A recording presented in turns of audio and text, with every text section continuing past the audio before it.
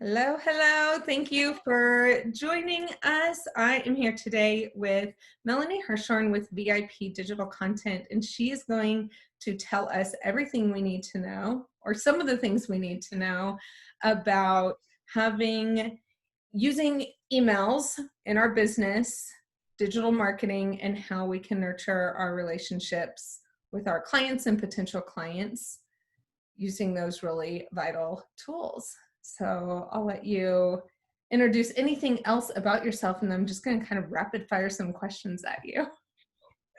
Love rapid fire questions.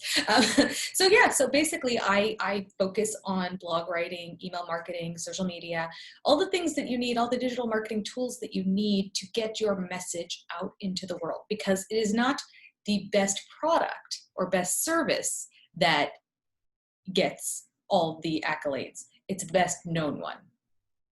Yeah, and I think people get kind of jaded a little bit maybe by that fact that, well, no, it needs to be the best. So I'm going to fight that and try to make sure I'm the best. But you're kind of screaming into an empty room about how great you are, right? Absolutely, absolutely, because it really isn't screaming about how great you are that's going to get you your clients and your customers. It's providing value. They can't hear you.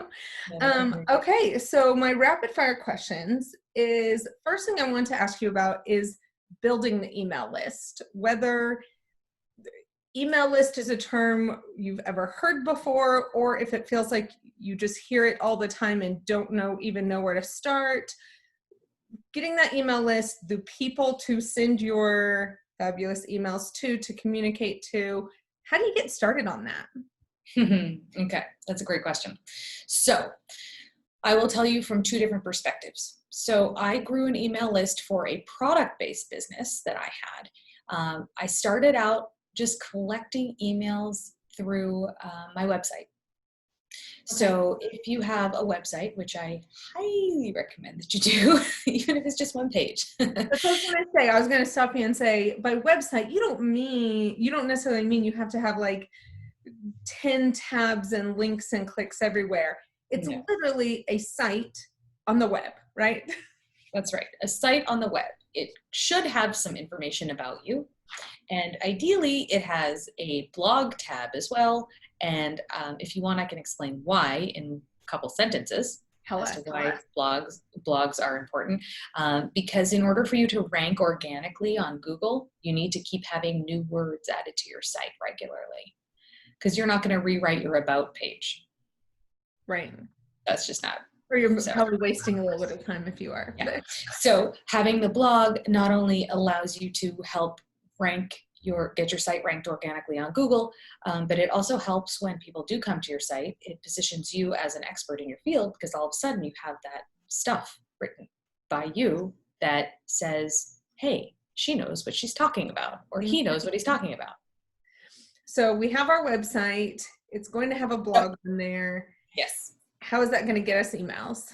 Okay, that's a great question. So the next step you want to do is have a pop-up and other places on your site where people can enter their email address in order to get something in exchange. So if you sell a product, maybe you give a 15% discount on your first order. And we've all been like, heck yeah. Exactly. Everybody wants a discount on their first order. Right. So they're going to type in their email. That's super easy, right? Service-based businesses is a little more difficult because you're not giving a discount on your coaching. Sorry, this is the price. So, or your haircut or esthetician work or CPA work, it doesn't make sense. Right. It's like, hey, here's a discount on my taxes. No. So in that case, you want to have a freebie, also known as an opt-in or a lead magnet. It's got plenty of names, but it's all the same thing. It could be a cheat sheet, a checklist, an ebook, a recipe if you are in that space. Basically what it is, hey, give me your email address and I will send you this free thing that will provide value and give you a quick win right away. Yeah.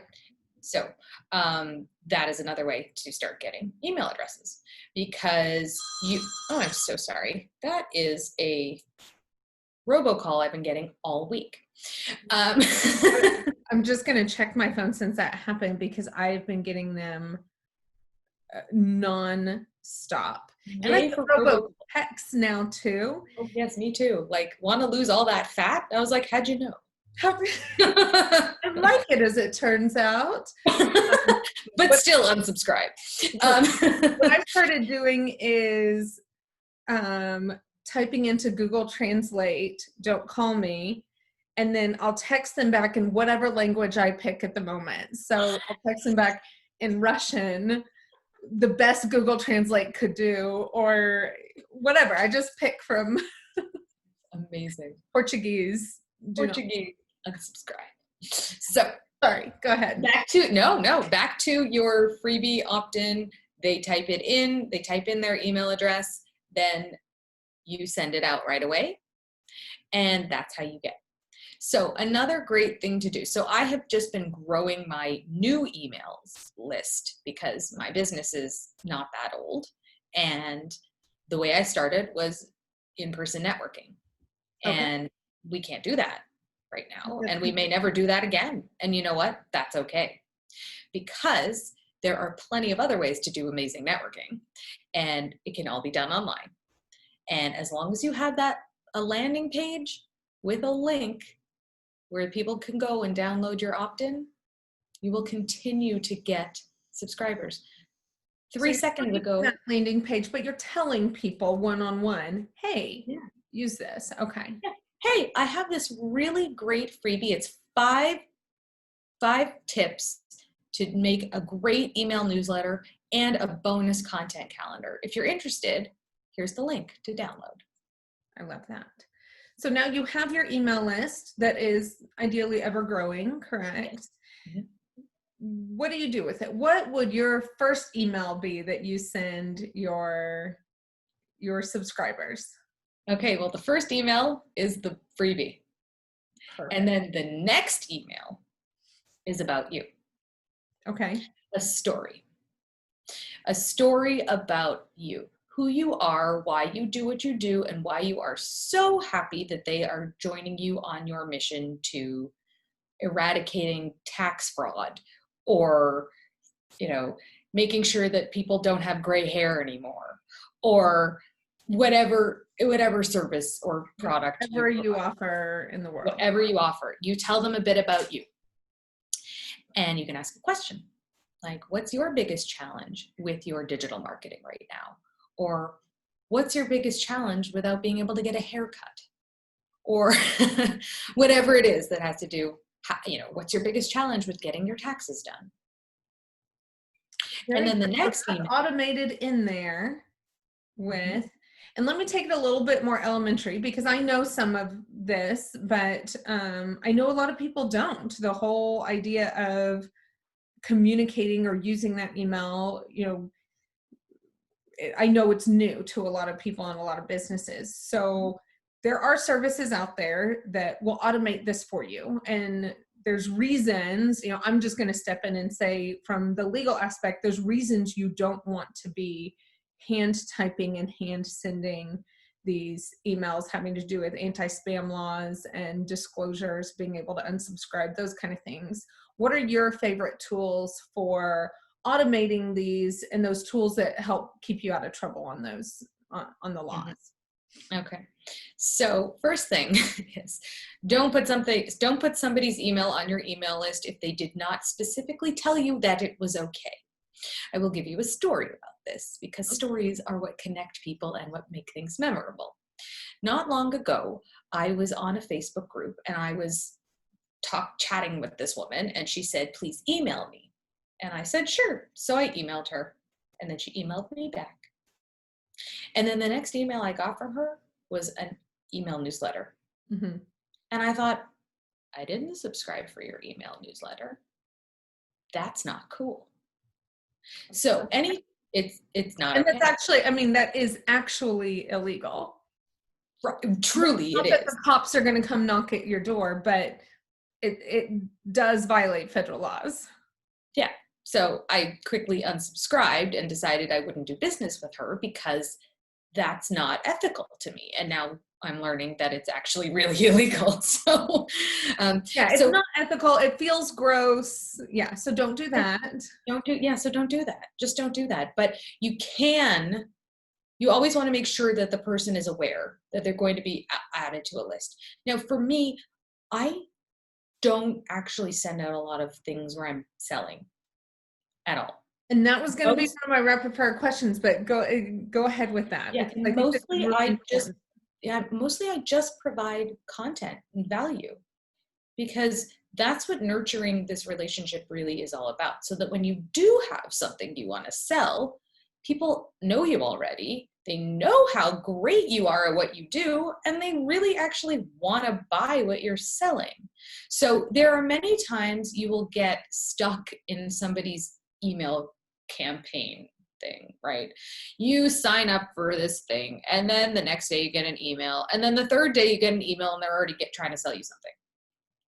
And you're like, I don't even know you. I'm not buying your No, I crap. just wanted the one thing. Leave me alone now. Yeah.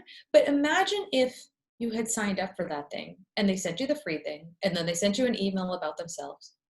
And then you heard from them a couple days later and they weren't asking you for something. They were just giving you something else. And then imagine if another day or two later they were giving you something else.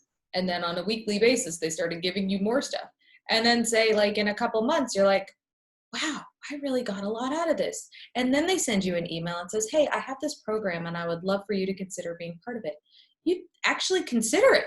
Yeah, you're actually looking at now. And I love the words that you use, that email marketing and using email in growing your business, it's a relationship nurturing tool, correct? Ultimately, it can be a selling tool, but the broad umbrella is we're nurturing relationships here, correct? Now right. And I want to talk about social media just for a second. Yeah. Because with social media, you're also doing that. It's all about engagement and relationships and all that stuff. But there are a couple things to consider. Instagram could shut your account down tomorrow. And you'd have no way of reaching your 5,000 followers. That's it. They're gone. Also, the algorithm is in charge, not you. So let's say you had a flash sale, something, and you posted about it on Instagram. You could put it in your stories and hopefully people will see it. But if you post it in your regular post, somebody might see it in 4 days from now when the flash sale's over. Yeah. Email is instantaneous. So if you do it the right way, you've already created the relationship. You make sure that your subject lines aren't boring as heck, and you really are honoring the person that you're sending it to, then you're going to get a much better result. I love that. So what's, if you don't mind, just plugging some of your favorite tools or one of your favorite tools for, I love ConvertKit, but what's your favorite tools for actually having the automation put in place where the emails go out from? Okay, so I don't have a favorite because I use 5 different ones on a weekly basis for different clients and for myself. So each one has its pros and cons, and some are more complicated than others. I'm currently building one in ActiveCampaign. Okay. For a client, but when I first started using ActiveCampaign, I actually almost started crying because I just couldn't figure it out. It just didn't make any sense to me at all. Like, it was a big learning curve for me. Flowdesk is nice and easy, but it doesn't have the metrics that other ones have. Kajabi is good, but you can't send 2 emails on the same day. Okay. And a lot of people start with MailChimp, which MailChimp is free and then really, really cheap, but you can't separate your audiences. No, you can with tags. Okay, there you go. I didn't. Yeah, no, MailChimp it works. MailChimp is not a bad. There's several options. Oh, so many options. You can Google it. Google has a lot to offer, but you definitely want it automated. You don't want to be even if you have a really nice Excel spreadsheet with people who have voluntarily given you their email addresses, you don't want to be manually sending these out. You want to use some kind of system like that. Yes, on your weekly, yes, you absolutely want to have some sort of email platform that holds the names of your subscribers and holds and allows you to send things out. So you can have a sequence that goes out automatically, but then on a weekly basis, you're going to want to be sending out emails as well. Yeah. So I would highly recommend having an email platform to use. And then you had mentioned something just now on your headline on the email that doesn't suck. Yes. How do we not suck on our email headline? Okay, so let's talk about that. Okay, sorry, I'm so itchy today. I don't know. I don't know.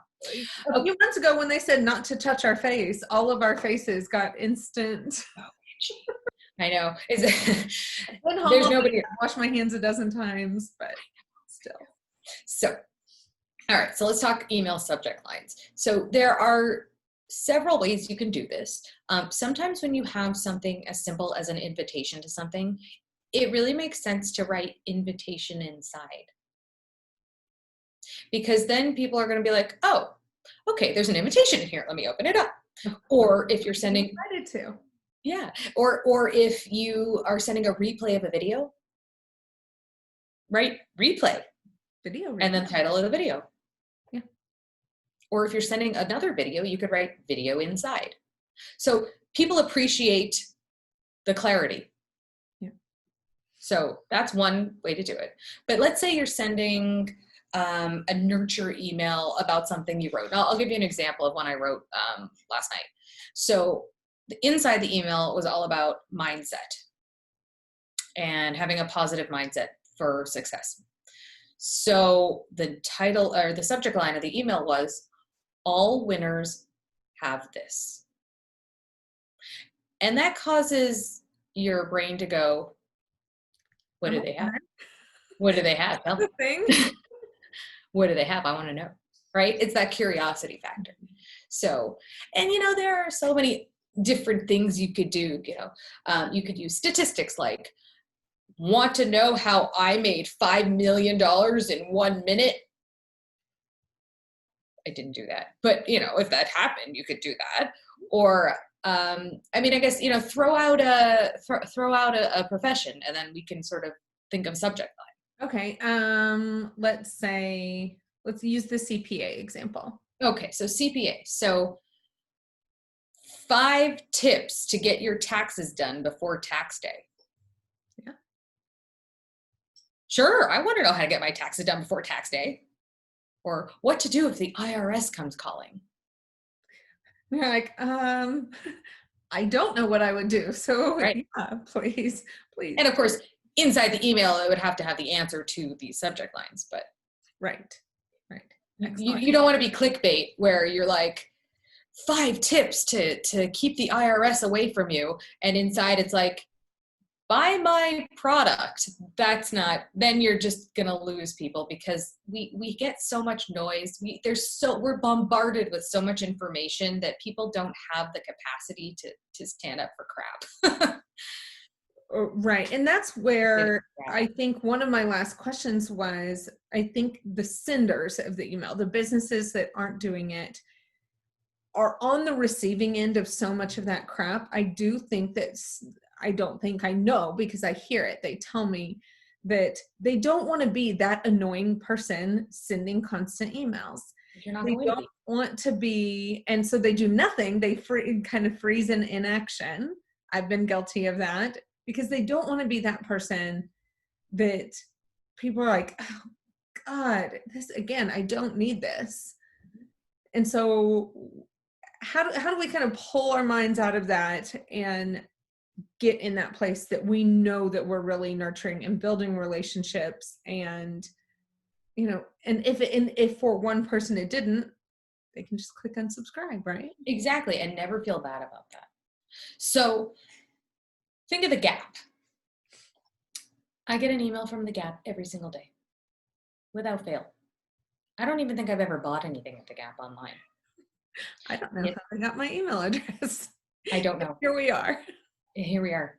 And yet every single day they send me discount, buy this, do this, blah, blah, blah, blah.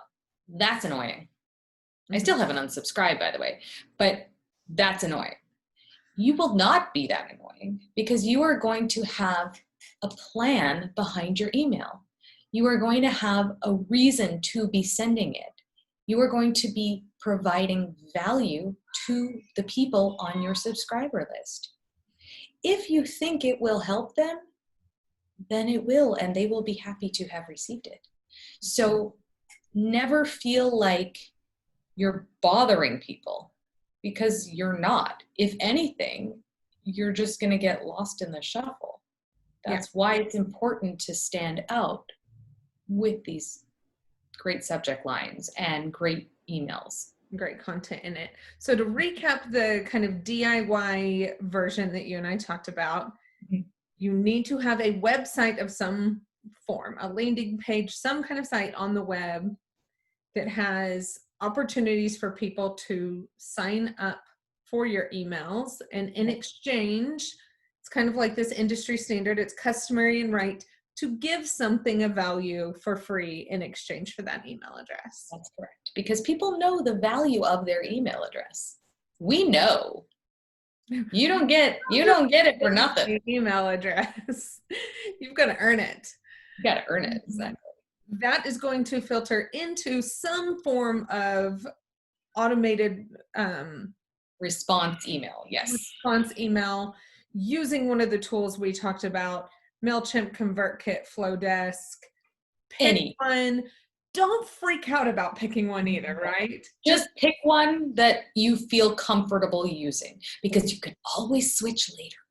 It's not that hard to switch. Just pick something so you get going. Don't spend even an hour researching it, right? You want to know how easy it is to switch? You just download your email subscriber information and then upload it to the next one. That's it. Easy. That's how easy it is. So just pick one. Pick one. Automated emails. Mm-hmm. You're going to now send emails regularly, not daily like the Gap. Not daily, but once a week, and be consistent. That was a great face. Mm-hmm. Be consistent about it. But if you plan ahead of time, you can be. Have a plan put in place, have a calendar put in place, be consistent, give value. What would you say the value to sales ratio, the give to take ratio of emails? Okay. So throw a number at us. Yeah, usually like 80-20. Okay. So even if it's in one email, you still want to have value plus ask. I mean, some emails are going to just be sales, right? If you're in the process of... We're here to make money, but... Right. I mean, let's say you're in the middle of launching a program. You're not going to sit there and go, and here's like 5 tips on how to do blah, blah, blah. Oh, and by the way, buy the program. No. But in your newsletter/nurture emails, you really want to provide that value. Give that value. So we've got 80-20 rule on nurturing the relationship and staying consistent and using headlines that are authentic, but grab that curiosity, grab that attention. If somebody were to get into this, they realize the value, they need to do it, they start working on it, but they really decide that in their business, they are the most expensive email marketing person they could hire. And they realize, and I say that because that's something I work with people all the time, the business owners that think they need to personally DIY every aspect of their business. And I usually end up saying something like that. You are the most expensive bookkeeper you could possibly have hired spending your time doing this. You need to outsource this. So when somebody is ready to get a professional helping them get it outsourced, how do they work with you? Oh, well, with me, I mean, that would be amazing because I love doing this. So the way it works for me is I have sort of a 2-tier thing where one is I have a done for you service, and the other is I have a program where people can learn everything and get that accountability, but they do it themselves. Okay. So Very good. Well, I'll make sure in the video notes, there's a link to your website and your contact information. Great. And if anybody would like to download that freebie, it's available at vipdigital.live/FB. Okay, I'll make sure that that's on notes as well. Well, I appreciate you. Don't go anywhere, but I'll wrap up this part. I appreciate you so much giving this value, giving this information. I know that these are the subject matters that we're talking about that just get people frozen in inaction and preventing their business from growing to a level that it can. So this has been super, super valuable. I appreciate you so much. And like I said, I will have all of Melanie's contact information in the notes. Thank you.